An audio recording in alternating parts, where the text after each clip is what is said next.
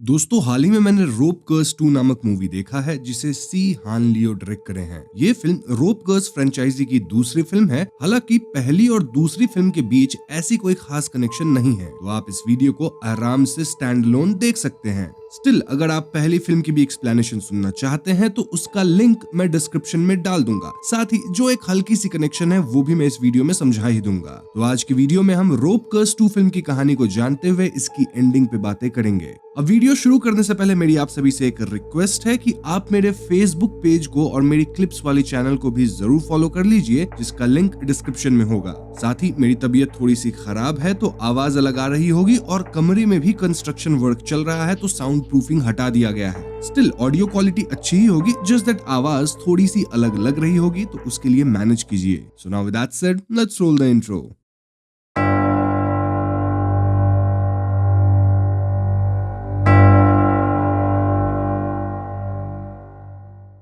तो फिल्म की शुरुआत में हम एक इंसान को देखते हैं जो कि रस्सी से गलत करता है और फिर टेक्स्ट में लिखा जाता है कि according to Thai legends, drug traffickers एक थाई डीमन की पूजा करते हैं। इस डीमन की आंखें खून जैसी लाल है और इसके फैंग्स है। साथ ही ये डीमन कुछ अनफॉर्चुनेट वर्शिपर्स के ऊपर मौत और तबाही लेके आता है। अब अगले सीन में हम 3 लोगों को देखते हैं जो कि एक अबैंडन्ड घर में किसी तरह की क्लींजिंग रिचुअल करने आए थे। इस घर में मोस्टली ड्रग ट्रैफिकर्स का अड्डा था और यहाँ हम कुछ ड्रग ट्रैफिकर्स को रस्सी से लटका हुआ पाते हैं। इट वॉज क्लियर कि ये ड्रग ट्रैफिकर्स थाई डीमन को पूज रहे थे, लेकिन डीमन इन्हें ही समाप्त कर दिया और अब ये 3 शमन लोग इस जगह की क्लेंजिंग करने आए थे, मतलब किसी तरह का रिचुअल। इन तीनों में एक मास्टर शमन था जो कि बाकी 2 से शरीर को उतारने और रिचुअल की तैयारी करने को कहता है, लेकिन तभी एकदम से एक लाश के अंदर थाई डीमन आ जाता है और वो इन तीनों पे हमला कर देता है। पैरेलल में हम थाई डीमन की एक मूर्ति देखते हैं जिसकी आंखें लाल हो चुकी थी एंड देन ये डीमन इन 2 शमन में से एक के शरीर में घुस जाता है। ऐसा होते ही ये शमन बाकी 2 पे ही हमला कर देता है और मास्टर शमन समहाउ उसे रोकते हैं।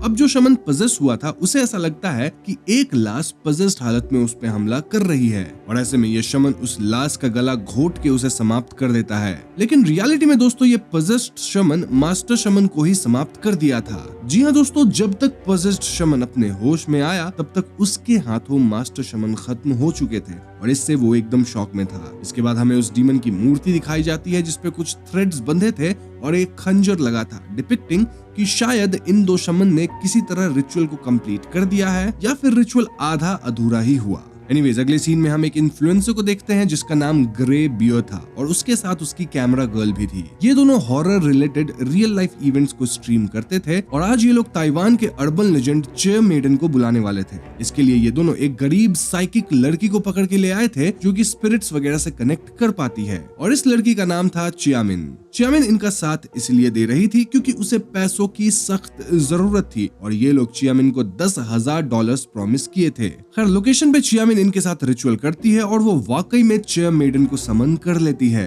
लेकिन चिया मेडन आते ही इन पे हमला कर देती है और ऐसे में ग्रे बियर और उसकी कैमरा गर्ल दूर भागते हैं। फंसती है चियामिन जिसे चिया मेडन एक स्टूल में फंसा के घसीट रही थी और एकदम से ट्रांस स्टेट में ले आई थी। तभी एकदम से एक आदमी यहाँ आता है जो कि अपनी पावर से चिया मेडन को भगाता है और चियामिन को बचाता है। ग्रे बियर इस आदमी को भी रिकॉर्ड करने लगता है और ये आदमी ग्रे बियर और कैमरा गर्ल को डांट के भगाता है। अब दोस्तों यहाँ हम देख पाते हैं कि ये आदमी और कोई नहीं बल्कि पहले सीन का वो शमन है जो कि पजेस्ड हालत में अपने मास्टर को ही समाप्त कर दिया था। इस आदमी का नाम येन हुओ है और हम समझ पाते हैं कि वो अब शमन वगैरह वाले काम छोड़ चुका है क्योंकि 5 साल पहले मास्टर के खत्म होने के बाद वो अब तक गिल्ट में जी रहा है। चियामिन यहाँ येन हुओ को थैंक यू कहती है और वो उनका रिचुअल वाला नेकलेस लौटाती है जो कि इस सब भगदड़ में गिर गया था। मीनवाइल वो 2 स्ट्रीमर्स चियामिन को बिना पैसे दिए निकल लेते हैं। अब दोस्तों यहाँ मैं जानबूझकर कुछ कैरेक्टर्स के नाम नहीं बता रहा क्योंकि नेम्स काफी ज्यादा कंफ्यूजिंग हैं और इससे आपके लिए कहानी और भी कंफ्यूजिंग हो जाएगी। तो हम यहाँ बस कुछ कैरेक्टर्स के नाम को ही जानेंगे और बाकियों को रैंडम नेम्स से पुकारेंगे, जैसे कि कैमरा गर्ल।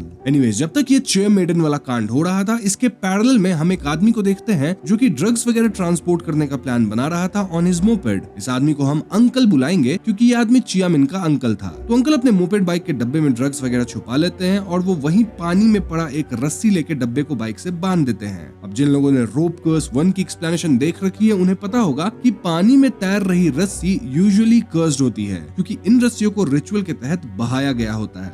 कैसा रिचुअल? वेल, इन रस्सियों से किसी ने गलत किया होता है जिससे ये रोप्स कर्स्ड हो गई होती है और फिर रिचुअल के कर्स को खत्म करने के लिए रस्सी को पानी में फेंका जाता है। खैर, अंकल इस रस्सी से अपना ड्रग्स वाला डब्बा बांध के डिलीवरी के लिए निकलते हैं जब रास्ते में एक पेड़ के पास कुछ असाधारण गतिविधियां होती है जिससे अंकल की बाइक गिर जाती है। अंकल यहाँ खुद को ही एक पेड़ से लटका देखते हैं एंड देन एक अजीब भूतिया आवाज आती है जो कि कह रही थी कि तुम ना तो स्वर्ग जाओगे ना ही पृथ्वी पे रहोगे। इसके बाद अंकल वाकई में लटक के समाप्त हो जाते हैं। दूसरी तरफ चियामिन वापस घर आती है जहाँ हम चियामिन की आंटी को देखते हैं और वो मेंटली अनस्टेबल थी। दरअसल चियामिन के माता पिता एक्सीडेंट में नहीं बचे थे और लोग मानते थे कि ऐसा चियामिन के कारण ही हुआ है क्योंकि वो इविल कर्सेस को अट्रैक्ट करती है। तब से चियामिन अपने अंकल और आंट के साथ रहती है जहां अंकल एक ड्रग ट्रैफिकर है और इन दोनों औरतों को बहुत मारते पीटते हैं। वैसे हम जानते हैं कि इसी रात अंकल का खेल भी खत्म हो चुका है। अब अगली सुबह गाँव के लोगों को अंकल की शरीर मिलती है और एक शमन जिसका नाम चैंग था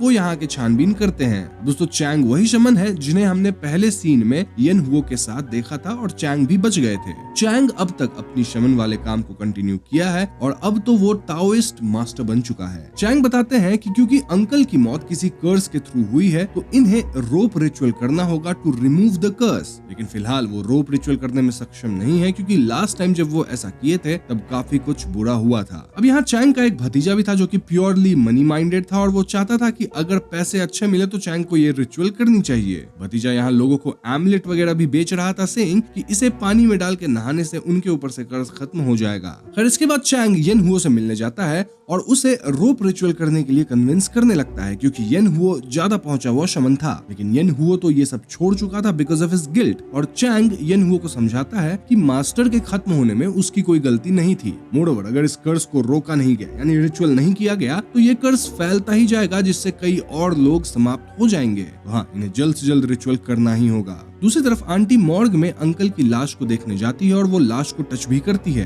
यहाँ आंटी के साथ कुछ असाधारण गतिविधियां होती है जिससे डर के वो भागती है और क्योंकि वो लाश को टच की थी तो शायद कर्ज अब उन पे आ गया। वहीं घर पे चियामिन को थाई डीमन अंकल के रूप में दिखता है और उसे काफी डराता है। घर में काफी चीजें अपने आप गिर के टूट जाती है और एंड में आंटी यहाँ आ जाती है जिससे चीजें नॉर्मल हो जाती है। तो अगले दिन चियामिन और आंटी अंकल की बॉडी को फाइनल रिस्पेक्ट पे करते हैं जिसके बाद चैंग रिचुअल शुरू करने की बात कहता है। इसी दौरान रात को चैंग जब रिचुअल प्रैक्टिस कर रहा होता है तो वो काइंड ऑफ इंटरनली इंजर्ड हो जाता है, डिपिक्टिंग कि ये डीमन कितना ज्यादा स्ट्रॉन्ग है। अब रिचुअल आज ही रात होनी थी एंड चैंग वाज इंजर्ड और ऐसे में येन हुओ रिचुअल करने के लिए फाइनली तैयार होता है। येन हुओ यहाँ मेकअप वगैरह करता है और रोप रिचुअल फाइनली शुरू किया जाता है। अब रिचुअल के दौरान कई रूल्स थे लेकिन मैं आपको 2 इंपॉर्टेंट रूल बता देता हूँ। पहला रूल कि जो भी लोग इस मौत से कनेक्टेड है उन्हें तो घर से बाहर नहीं निकलना है एंड इन जनरल लोगों को भी घर से बाहर नहीं निकलना है जब ये रिचुअल हो रहा है क्योंकि जो लोग रिचुअल एक्टिवली कर रहे हैं वही लोग सिर्फ घर के बाहर हो सकते हैं। देन जो मरा है उसके सारे सामान को क्लिंज करके खत्म किया जाएगा या पानी में फेंका जाएगा। तो हाँ, रिचुअल शुरू होता है लेकिन दोस्तों यहाँ रिचुअल के पैरेलल में कुछ चीजें हो रही थी। फॉर एग्जांपल, ग्रे बियर को अपनी पिछली स्ट्रीम पे अच्छे व्यूज नहीं आए थे इसलिए वो अब इस रोप रिचुअल को स्ट्रीम करने की कोशिश कर रहा था। इसमें कैमरा गर्ल उसकी मदद नहीं करती एज शी वाज स्कैर्ड और ग्रे बियर उसे बीच सड़क पे ही ड्रॉप करके खुद अकेले ही स्ट्रीम करने की कोशिश करता है। देन चियामिन के घर पे उसकी आंटी को अपने हस्बैंड के डेस्क में एक पत्थर मिलता है जिसे टच करते ही वो एकदम पागलों जैसा बिहेव करने लगती है। इनफैक्ट ये पत्थर कहीं न कहीं डीमन की मूर्ति जैसा हल्का दिख रहा था। आंटी इस पत्थर को लेकर घर से बाहर भागती है और वो रिचुअल वाली जगह पे पहुंचकर कहने लगती है कि उन्हें इस पत्थर को भी क्लेंस करना होगा। तभी भतीजा भी ग्रे बेयर को स्ट्रीम करने से रोकने लगता है और यहाँ का माहौल रिचुअल वाला कम और अफरा तफरी वाला ज्यादा लग रहा था। इतना काफी नहीं था तो पुलिस भी यहाँ आ जाती है और वो रिचुअल कर रहे सारे लोगों को अरेस्ट करना चाहती थी। क्यों? क्योंकि अंकल एक ड्रग डीलर था और उसका सारा सामान सबूत या एविडेंस है फॉर इन्वेस्टिगेशन। तो हाँ, रिचुअल में सारा सामान खत्म किया जा रहा था और ये एक तरह से एविडेंस को खत्म करना है। इसलिए पुलिस न सिर्फ इस रिचुअल को रोकती है बल्कि वो यहाँ मौजूद सभी लोगों को पुलिस स्टेशन लेके जाती है। तो पुलिस स्टेशन में पुलिस इन सब से पूछताछ करके एक एक करके इन्हें रिहा करना शुरू करती है। सबसे पहले आंटी और चियामिन छूटती हैं जिसके बाद दोनों घर आती हैं। घर पे आंटी पूरी तरह पजेस हो जाती है और वो पेपर्स पे अजीब सिंबल्स बनाना शुरू करती है। देन वो अपनी आंखों को खुजाने लगती है and this is very common thing जो हमने देखा है। I mean, जो लोग डीमन द्वारा पजेस होते हैं या होने वाले होते हैं वो पहले ऐसे ही अपनी आंखों को खुजाते हैं। नाउ जब चियामिन आंटी को एमुलेट वाली पानी से क्लीन करने की कोशिश करती है तो इससे आंटी को बर्निंग सेंसेशन होता है और वो चियामिन पे बहुत ज्यादा भड़कती है। देन आंटी पागलों की तरह चिल्लाती हैं, अकड़ जाती हैं और खुद को एक कमरे में बंद कर लेती हैं। चियामिन आंटी से कमरा खोलने को कहती है लेकिन यहाँ चियामिन को मिरर में अपनी ही घोस्टली इमेज दिखती है। अब इससे पहले असाधारण गतिविधियां और बढ़ती, येन हुओ पुलिस से छूट के चियामिन के घर पे आता है और वो आंटी को गलत करने से रोकता है। इस पॉइंट तक आंटी पूरी तरह डीमन के कब्जे में थी और ऐसे में येन हुओ चियामिन से रिचुअल परफॉर्म करने को कहता है। वो चियामिन को रिचुअल करना सिखाता है। देन वो घर में सेटअप तैयार करता है। सेटअप बोले तो कैंडल्स को जलाना, देन रेड थ्रेड से पूरे घर को एंड एक एक कमरे को काइंड ऑफ बांध के सील करना एंड ऑल दैट। येन हुओ बताता है कि रिचुअल के दौरान चियामिन एक दूसरे रेल में पहुंच जाएगी जहां से उसे अपनी आंटी की सोल को वापस लेके आना है। लेकिन ध्यान रहे कि उस रेल्म में इविल भी है और वहां बहुत डिस्ट्रैक्शंस होंगे। स्टिल चियामिन को मुड़ के पीछे नहीं देखना है। मोreover चियामिन को मेक श्योर करना होगा कि किसी भी हालत में कैंडल्स बुझने नहीं चाहिए। सो ये सारा सेटअप करके एंड चियामिन को समझा बुझा के येन हुओ यहाँ से चला जाता है। जाते जाते येन हुओ वो पेजेस ले जाता है जिसमें आंटी अजीब चीजें घस रही थी। तो फाइनली चियामिन थ्रेड को अपने हाथ में बांध के रिचुअल शुरू करती है और वो दूसरे रेल्म में जाती है। यहाँ उसे अपने मृत माता पिता दिखते हैं। देन अजीब सुपरनैचुरल एंटिटीज भी दिखती हैं।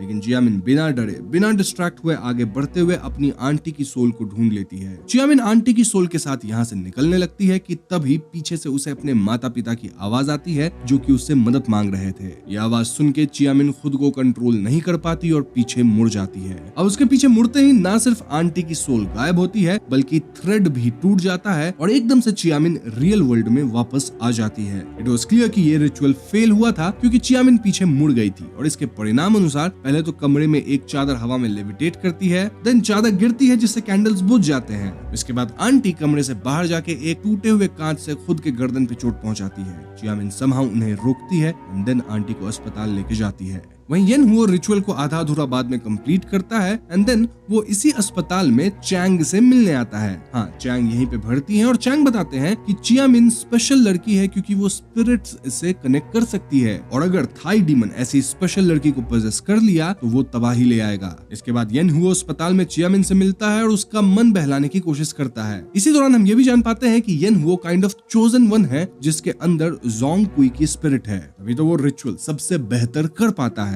अब जोंग कुई कौन है इस पे हम थियरी सेक्शन में बातें करेंगे। एनीवेज दूसरी तरफ ये डीमन दो और लोगों को समाप्त करता है। पहला वो इंसान जो कि अंकल को ड्रग डीलिंग करने कहा था। बेसिकली ये ड्रग डीलर इंसान रात को अंकल के एक्सीडेंट वाली जगह पे जाके छानबीन कर रहा था जब डीमन उसे लटका के समाप्त करता है। देन ये डीमन ग्रे बियर को भी उसकी कार में उसका गला घोट के समाप्त करता है। अगली सुबह जब गांव वालों को पता चलता है कि उस जगह पे पेड़ के पास फिर से एक आदमी खत्म हुआ है तो ये लोग उस पेड़ को ही कर्स्ड मान के उखड़वा देते हैं। येन हुओ ऐसा करने से मना करता है लेकिन गांव वाले एक नहीं सुनते। अब पेड़ उखड़ने के बाद अंदर इन्हें ढेर सारे सांप दिखते हैं और एक बॉक्स भी निकलता है। इस बॉक्स में थाई डीमन की वही मूर्ति थी जिसे हमने फिल्म के स्टार्टिंग सीन में थ्रेड से बंधा और खंजर लगा हुआ देखा था। तो इट्स क्वाइट पॉसिबल कि 5 साल पहले चैंग एंड येन हुई रिचुअल के बाद मूर्ति को यहाँ दफनाए थे। अब जैसे ही मूर्ति निकलती है पैरेलल में हम आंटी को पजेस हालत में अस्पताल से उठते हुए देखते हैं। वहीं अस्पताल में चैंग आंटी द्वारा स्क्रिबल्ड पेजेस को डिकोड करता है। चैंग पाते हैं कि थाई डीमन असल में हमारी दुनिया में पैदा होने की कोशिश कर रहा है। जी हाँ दोस्तों, इसके लिए थाई डीमन को 7 सैक्रिफाइसेस चाहिए जिसके बाद ये 7 सोल्स और डीमन किसी स्पेशल इंसान पे कब्जा करके उसके शरीर में ही रह जाएगा। अब देखा जाए तो पहले सीन में हम 4 लोगों को लटका देखे थे, उसके बाद अंकल खत्म हुए, देन अंकल का ड्रग डीलर और finally grey bear. So yes, और अब ये 7 स्पिरिट्स अलोंग विद डीमन चियामिन पे हावी होंगे क्योंकि उसकी शरीर में ही थाई डीमन को आना था एंड दस ये डीमन स्टैचू फाइनली ह्यूमन बन जाएगा। चैंग फौरन ये सब येन हुओ को टेक्स्ट करके बताते हैं और येन हुओ जो कि पेड़ उखड़ने वाली साइट पे था वो मैसेज मिलते ही डीमन की मूर्ति उठा के वहाँ से चियामिन को बचाने निकलता है। अब चियामिन की बात की जाए तो वो आंटी को अस्पताल के कॉरिडोर में देखती है और उनके पीछे जाती है। आंटी यहाँ चियामिन को अपने पीछे पीछे ल्योर करके उसी अबैंडन्ड बिल्डिंग में ले आती है। येन हुओ भी भागते हुए हॉस्पिटल पहुंच गया था और यहाँ वो एक बंदे से टकराता है। आप इस बंदे को याद रखना क्योंकि इसका कनेक्शन पोस्ट क्रेडिट सीन में है। फॉर नाउ मैं इतना बता दूं कि ये बंदा हॉस्पिटल में अपनी बीवी को लेके आया है जिसकी डिलीवरी होने वाली है। खैर येन हुओ अस्पताल से निकलकर उस जगह की तरफ जाता है जहाँ चियामिन चली गई थी आंटी के पीछे पीछे। इस जगह पे येन हुओ के साथ उसका भतीजा भी आया था। तो यहाँ फाइनल शोडाउन होता है जहाँ पजेस्ड आंटी चियामिन पे हमला करती है।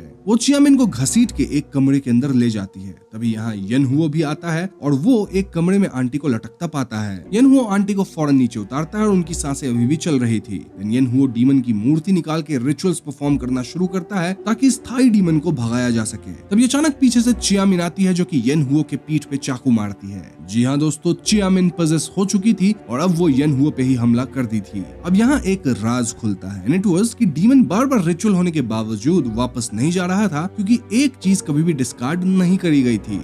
This was a stone. जी हाँ, वही स्टोन जो कि अंकल के घर में आंटी को मिला था। याद है ना, आंटी उसे लेके भागी थी रिचुअल के दौरान। दरअसल ये स्टोन डीमन की मूर्ति का एक हिस्सा था और पजेस्ड चियामिन फाइनली इस हिस्से को जोड़ के मूर्ति कंप्लीट करती है। वो पजेस्ड हालत में भतीजा पे हमला करती है और फाइनली अपनी ट्रांजिशन को कंप्लीट करने की कोशिश करती है जिससे थाई डीमन हमेशा के लिए उसके शरीर में आ जाए। लेकिन तभी इंजर्ड येन हुओ चियामिन को रोकता है और चैंटिंग शुरू करता है। इससे थाई डीमन भड़क जाता है और वो चियामिन के शरीर से निकल के येन हुओ के शरीर में प्रवेश कर जाता है। यानी कि अब येन हुओ डीमन द्वारा पजेस्ड है और पजेस्ड हालत में वो नॉर्मल चियामिन पे हमला करता है। लेकिन अगर आपको याद हो तो चियामिन खुद ही स्पेशल थी। इनफैक्ट उसे येन हुओ द्वारा सिखाए गए रिचुअल्स एंड चैंट्स याद थे। इसी का इस्तेमाल करके चियामिन येन हुओ पे हमला करती है एंड फाइनली वो एक तलवार लेके खुद को डिफेंड करती है। इसी ब्रीफ मोमेंट में येन हुओ थोड़ा अपने होश में आता है और वो जानबूझकर तलवार अपने अंदर भुगवा लेता है ताकि इस डीमन का काम यहीं पे तमाम हो सके, भले इसके लिए उसे खुद की जान भी त्यागनी पड़े।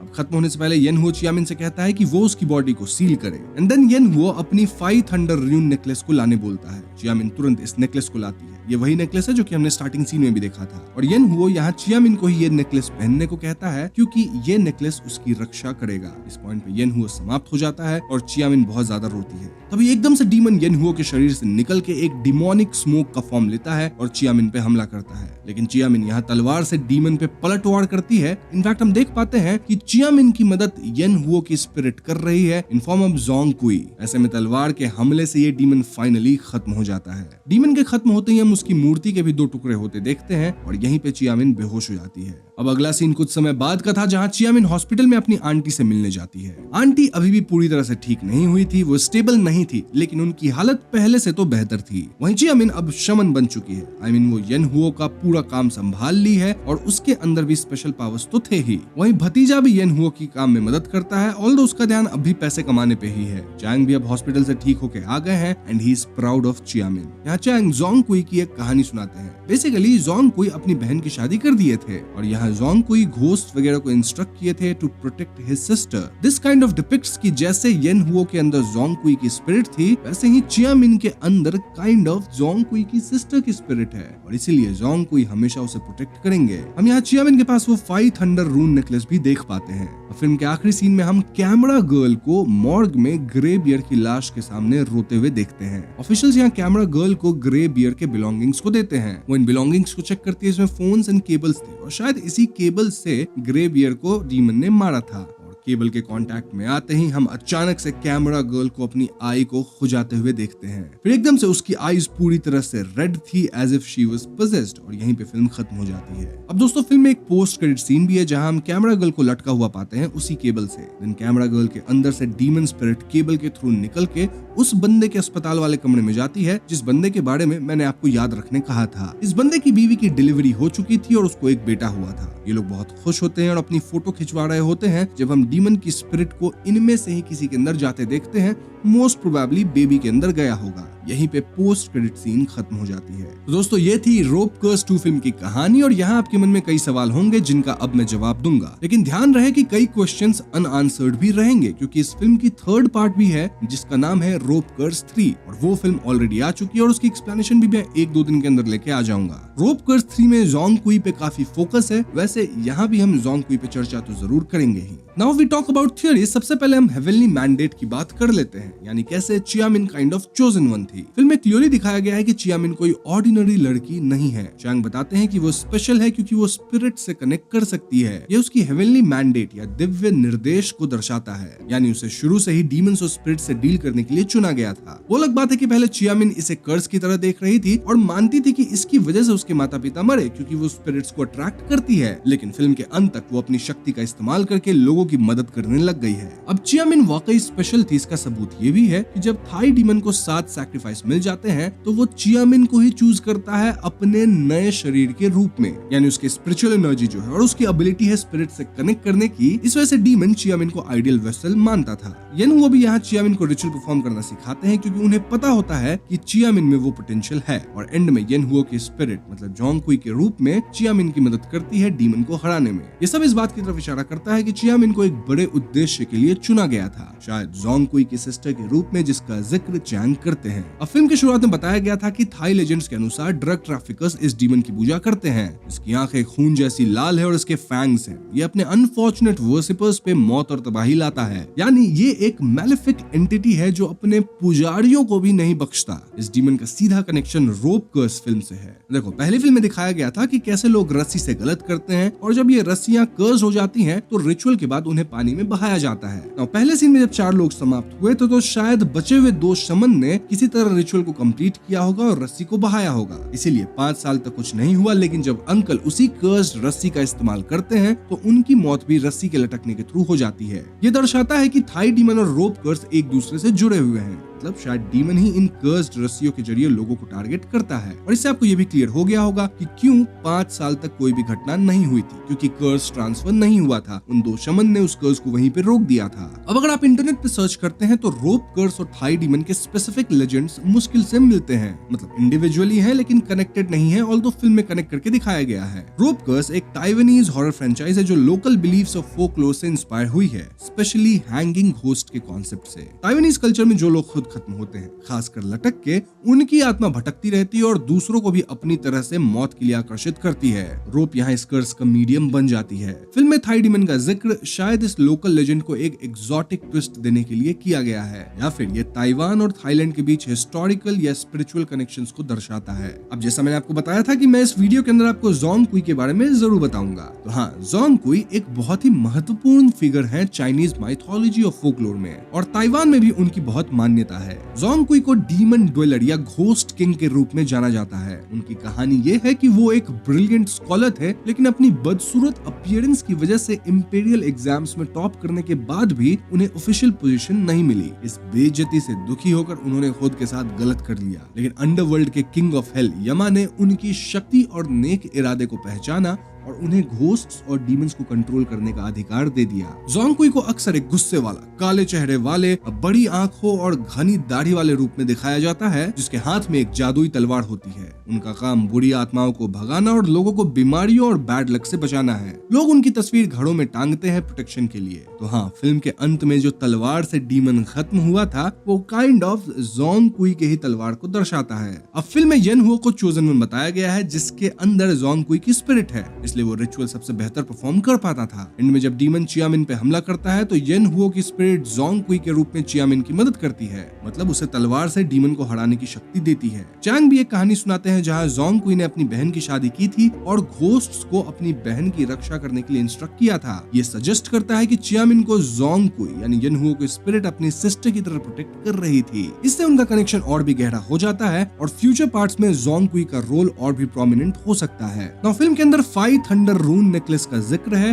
और ताओइस्ट बिलीफ में 5 थंडर्स एक शक्तिशाली डिवाइन फोर्स है जो इविल स्पिरिट्स को भगाने और शक्ति प्रदान करने के लिए इस्तेमाल की जाती है। ये अक्सर ताओइस्ट रिचुअल्स और तलिस्मन्स में दिखता है। थंडर रून्स या थंडर तलिस्मन, जिसे लिया फू भी कहते हैं, ये एक ऐसी मिस्टिकल सिंबल्स है जिन्हें सेलेस्टियल थंडर की शक्ति को इन्वोक करने के लिए बनाया जाता है। ये नेकलेस एक पावरफुल एमुलेट के रूप में काम करता है। येनहुओ क्लियरली कहता है कि ये नेकलेस चियामिन की रक्षा करेगा, जो कि इसके प्रोटेक्टिव प्रॉपर्टीज को हाईलाइट करती है। ये नेकलेस उसकी स्पिरिचुअल पावर्स को एनहांस करने में और बुरी शक्तियों से बचाने में मदद करेगा। अब ये जोंग कुई की शक्ति से भी जुड़ा हो सकता है, क्योंकि जोंग कुई भी एक शक्तिशाली फिगर है जो इविल को भगाते हैं। तो फिल्म के एंड में कैमरा गर्ल पोजेस्ड हो जाती है और पोस्ट क्रेडिट सीन में उसके अंदर से डीमन निकलकर हॉस्पिटल में नए जन्म लिए बच्चे के पास चला जाता है। इसका मतलब है कि थाई डीमन पूरी तरह से खत्म नहीं हुआ है और वो अपने चाल फिर से शुरू कर दिया है। मतलब इनिशियल जो उसका चाल था 7 लोगों को खत्म करना एंड देन पोजेशन करना, वो तो खराब हो गया। तो वो रीस्टार्ट कर रहा है इस पूरे प्रोसेस को। और पहला कत्ल किसका हुआ? उस कैमरा गर्ल का। अब एक और चीज पे आप गौर कीजिए कि जब येन हुओ ने खुद को सैक्रिफाइस किया तो शायद उसने ना सिर्फ चियामिन को बचाया बल्कि डीमन को उसके अंदर आने से रोका। देन डीमन की मूर्ति के 2 टुकड़े हो गए थे, लेकिन उसकी स्पिरिट अभी भी जिंदा थी और ये स्पिरिट एक नई वेसल को ढूंढ रही थी, एक नया शिकार, ताकि पूरी प्रोसेस को फिर से शुरू किया जा सके। तो हाँ, कैमरा गर्ल एक टेम्पररी वेसल और फर्स्ट विक्टिम बनी, क्योंकि अब ये स्पिरिट शायद उस बच्चे को अपना नया टारगेट बनाई है। ये आगे की कहानी के लिए या अगली फिल्म के लिए एक हुक हो सकता है। तो यस, आगे देखना है कि कैसे मेकर्स रोप कर्स 2 की कहानी को थर्ड फिल्म से कनेक्ट करते हैं। ऑल्दो फ्रैंकली स्पीकिंग पहले फिल्म की कहानी दूसरे फिल्म से बिल्कुल भी कनेक्टेड नहीं थी और एक्सप्लेनेशन सुन के आप ये बात समझ ही गए होंगे। जस्ट दैट यहाँ रोप कर्स वाली कॉन्सेप्ट का इस्तेमाल किया गया है।